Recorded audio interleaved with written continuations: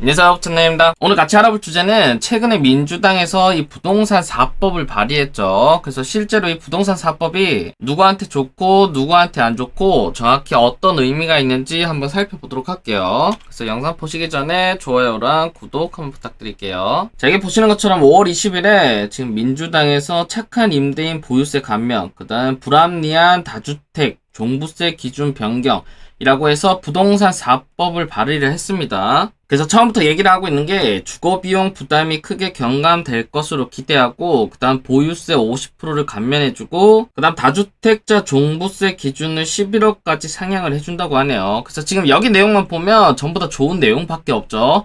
자, 근데 여러분들이 아셔야 될 게 이렇게 법이 바뀌는 거나 이런 보도자료가 나오면 처음에 이런 내용은 전부 다 무시하고 실제로 안에 바뀌는 그 법 조문들을 봐야 됩니다. 그래서 여러분들이 실제로 그 법 조문들을 보시고 그 법 조문이 실제로 어떻게 연관이 있고 이게 나한테 어떻게 혜택으로 작용하고 나중에 가서는 이게 나한테 어떻게 불리하게 작용할지를 여러분들이 꼼꼼하게 살펴봐야 돼요. 자, 애초에 이렇게 처음부터 얘기하는 거는 그냥 읽고 넘어가시면 되는 거죠. 여기 안에 내용을 한 땀 한 땀 확인해 보도록 할게요. 가장 첫 번째로 얘기하는 게 무주택자를 위한 전월세 공제 확대 방안입니다. 그럼 어떻게 확대를 할 거냐라고 보시면 기존의 3억 주택을 6억까지 변경시키고 그 다음 10%에서 12%였던 공제율을 15에서 17% 상향, 그 다음 공제 항도를 300만원에서 600만원으로, 그 다음 공제율을 40%에서 80%까지 올렸다고 합니다. 그러면 실제 이게 법 조문에서는 어떻게 바뀌었는지를 여러분들이 꼭 확인을 해보셔야 되는데, 자, 공제율이 기존에는 40%였는데 현재 보시는 것처럼 80%까지 올라갔죠. 그래서 자, 이거는 좋은 겁니다. 그 다음 공제 한도도 연 300만원에서 실제로 600만원까지 이렇게 올라간 거죠. 자, 이것도 어쨌든 전월세 사시는 분들한테 좋은 거고, 그 다음 기준 시가 같은 경우는 기존에 3억에서 6억으로 올렸다고 하는데 이거는 솔직히 안에 보시면 자, 대통령령으로 정하는 걸로 되어 있습니다. 그러니까 여기에다가 지금 기준 시가 6억 원이라는 말을 한 글자 붙인 거죠. 자, 이거는 언제든지 대통령이 바꿀 수 있기 때문에 뭐 어쨌든 추가한 거다라고 보시면 되고, 그 다음 공제를 100분의 10이었는데 100분의 15, 15%까지 올린 거죠. 그 다음 100분의 12, 12%였는데 17%까지 올린 거고, 그 다음 해당 월세액이 750만원을 이제 850만원까지 올린 겁니다. 그래서 실제로 여기 법 조문 한번 살펴보면 여기에 이득 받는 분들은 당연히 현재 전월세에 살고 계시는 분들이 혜택을 받겠죠. 하지만 여러분들 아시다시피 최근에 전월세 가격이 많이 상승하다 보니까 이거에 대한 상세 작용으로 이 공제 금액을 상향시켜 준 것 같아요. 그리고 또 여러분들이 여기서 아셔야 될 거는 어차피 이 공제되는 금액의 일부분은 이 집주인한테 과세 자료로 잡히기 때문에 어쨌든 집주인한테는 세금을 더 걷고 이 세금 더 걷은 거를 바탕으로 지금 이렇게 전월세 세금을 조금 지원을 해준다는 거죠.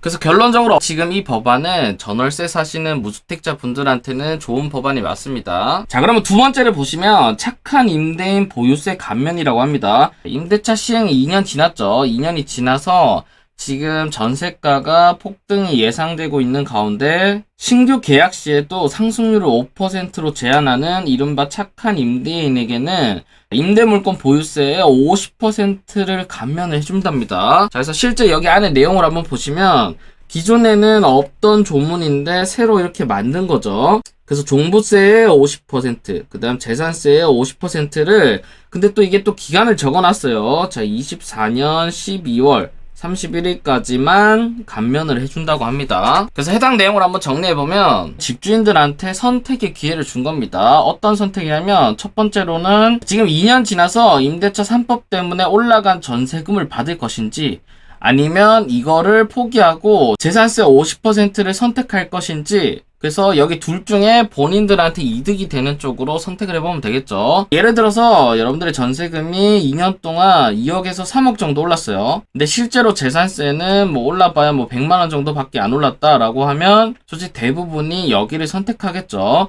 그래서 제가 볼 때 이 재산세 50%를 선택하는 사람들은 대부분 종부세를 납부하는 사람들이 되겠죠. 한마디로 15억 이하 집에서는 이 전세금을 올려받는 게 더욱 이득일 것 같고, 이 15억 이상의 고가주택, 즉 종부세를 납부하는 사람들은 실제로 이제 종부세가 1년에 거의 1,000만 원 단위로 나오는 분들도 계시기 때문에 그런 분들한테는 이득일 수가 있는 거죠. 그래서 이거는 각자 여러분들이 선택해 보시면 되는 거고, 자, 그 다음 여기서 두 번째가 뭐냐면, 만약 기존의 전세금이 현재 시세랑 비슷하다면 이거는 상당히 좋은 조건이죠. 왜냐하면 어쨌든 현재 시세인데 여기서 5%만 올리고 지금 재산세 50%를 감면 받을 수 있다 보니까 상당히 좋은 조건이다 라고 알고 계시면 되는데, 다만 단점이 2024년 12월 31일까지입니다. 그래서 이 점도 알고 계시면 좋을 것 같아요. 그 다음 세 번째가 메인인데, 여러분들 이 세 번째는 정말 잘 보시고 여러분들이 정말 잘 판단하셔야 됩니다.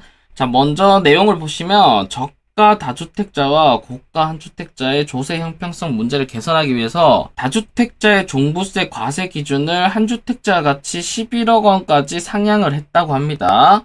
그래서 이번 부동산 4법이 주택시장을 안정화하고 서민들과 중산층의 세부담을 크게 완화시킬 것으로 기대하고 있다는데, 오른쪽에 보이시는 4개인데, 자, 1번으로는 한 세대 한 주택자에 해당하는 경우에는 국내에 소재하는 해당 주택의 공시가격 금액의 11억 원을 초과하는 자, 즉 한마디로 11억 이하는 안 내도 된다는 거죠. 자, 근데 여러분들 아시다시피 지금 이 1번 같은 경우는 이미 시행되고 있는 법입니다. 그러니까 한마디로 말만 추가한 거죠. 그래서 지금 1번은 어떻게 보면 기존에 실행되고 있는 법안, 즉 새로 추가되는 법안이 아닌 거죠. 자, 2번도 볼게요.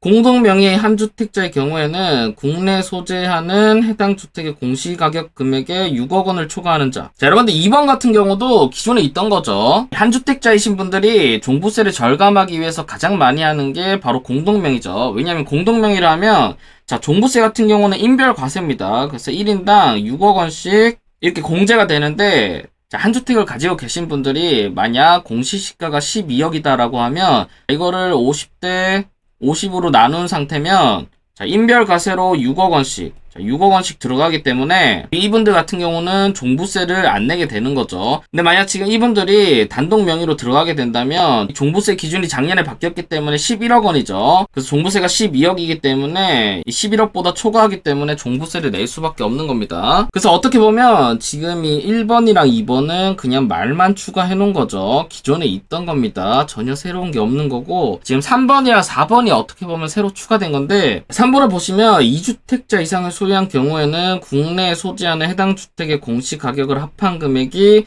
11억을 초과하는 자, 즉 11억 원 이하는 종부세를 안 내도 된다는 거고, 법인 같은 경우는 현재 3억까지 안 낸다고 말했습니다. 여기서 또 자세히 보셔야 될 거는, 지금 여기 내용만 보시면 그러면 종부세가 11억까지는 안 내도 되네 라고 말하실 수도 있지만 그게 아닙니다. 실제 안에 내용을 보시면 6억 원의 공제를 받는다라고 적혀 있습니다. 이게 무슨 말이냐? 라고 해서 한번 보시면, 우선 실제로 추가되는 조문을 보시면 아까 내용이 그대로 들어가 있죠. 그래서 이거는 동일한 거고, 아까 말씀드린 내용을 정리해서 말씀드리면, 자, 현재 1번, 2번 같은 경우는 기존이랑 똑같은 조건입니다. 그래서 한 가구 한 주택자 같은 경우는 11억 원까지는 종부세를 안 내도 되는 거고, 공동명의도 어쨌든 1인당 6억 원까지는 공제가 되는 겁니다. 그래서 3번부터 보시면, 자, 다주택자 같은 경우는 어쨌든 기존에는 기준이 뭐였냐면, 자, 인별 6억 원씩 공제였습니다. 근데 이거를 지금 11억 원까지 초과로 바꿨죠. 그래서 11억 원까지는 종부세가 없습니다. 다만 여기서 11억 원을 초과 시 종전이랑 같습니다. 자, 이게 무슨 말이냐면 11억을 초과하는 사람들한테는 공제 금액이 11억이 아니라 기존과 같이 6억 원이란 말입니다. 자, 원래 기존 같은 경우는 여기 6억대까지는 세금을 안 냈었죠. 근데 지금 같은 경우는 어쨌든 11억까지 여기도 세금을 안 내게 해준다고 합니다.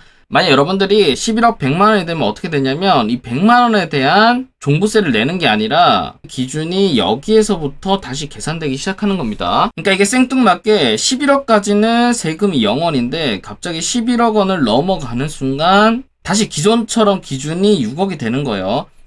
그러니까 11억 100만 원이라고 해서 여기서 빼기 11억이 아니라 기존처럼 다시 인별과세 6억이 들어가는 겁니다. 즉 법은 변경되지 않고 커트라인 기준만 갑자기 11억으로 바꾼 거죠. 그래서 이것도 참 웃기죠. 어쨌든 11억까지에 있는 사람들은 안 내고 여기서 한 100만 원만 초과해도 기존처럼 돈을 걷겠다는 겁니다. 그래서 여러분들이 이 의미를 잘 알고 계셔야 돼요. 자, 그다음 법인도 똑같습니다. 이 공시지가 3억 원 초과로 변경이 되는데 어쨌든 3억까지는 종부세가 없지만 이 3억을 초과하는 순간 이 종전이랑 똑같이 기존처럼 3%, 6% 그냥 중과되는 겁니다. 그리고 여기서 보시면 이거보다 더 심각한 게 있습니다. 그게 뭐냐면 자, 여러분들 법조문 뒤에 가면 몰래 이런 거를 하나 끼워 넣어놨는데 당연히 불리하거나 별로 안 좋은 거는 메인에 말을 하지 않죠. 보통 이렇게 몰래 법안에 넣어놓습니다. 그래서 여러분들이 이 의미를 정말 잘 알고 계셔야 되는데 자, 지금 보시면 여기 밑줄 친 내용이 지금 이렇게 바뀐다고 합니다.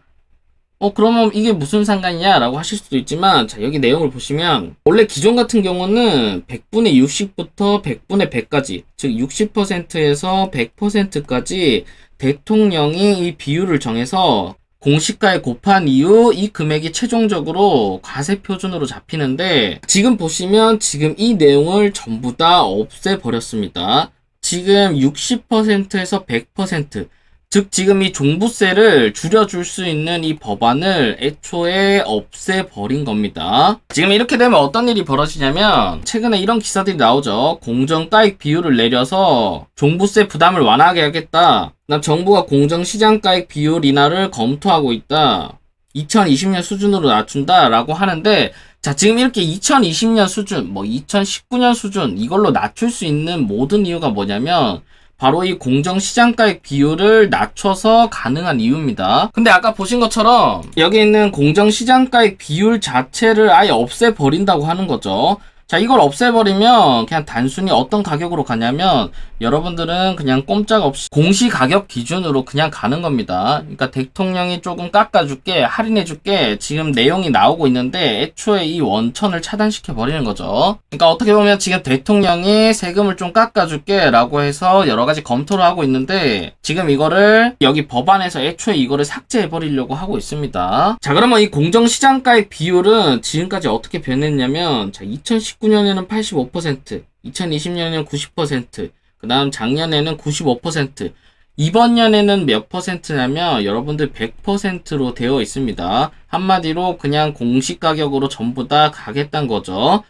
그리고 애초에 이 법안이 통과되는 순간 이 비율 자체의 법안이 없어지기 때문에 이 종부세에 대한 할인조차 해줄 수가 없습니다. 그리고 또 하나 자료를 보여드리면 자, 이게 2022년 공시가 상승률입니다. 그냥 보신 것처럼 전국 17%, 서울 14%, 인천 30%, 그냥 거의 대부분 10%에서 20% 올랐기 때문에 이 오른 금액은 전부 다 뭐죠? 당연히 세금 과세로 잡히기 때문에 어마어마한 세금으로 돌아가겠죠. 그래서 제가 생각했을 때 이 법안의 최종 결론은 어떻게 보면 이 대통령의 손발을 묶는 거다라고 보면 될 것 같아요. 왜냐면 아까 보신 것처럼 무주택자 전월세이신 분들한테는 일정 부분 혜택이 돌아가고 다주택자 같은 경우도 6억에서 11억 사이는 세금을 안 낸다라고 하지만 결론적으로 지금 이 대통령이 바꿀 수 있는 그 조문 자체를 삭제해버리는 법안이기 때문에 이거는 그냥 손발을 묶는 거다라고 보시면 될 것 같죠. 그래서 지금 이번 법안의 최종 결론을 한번 말씀드리면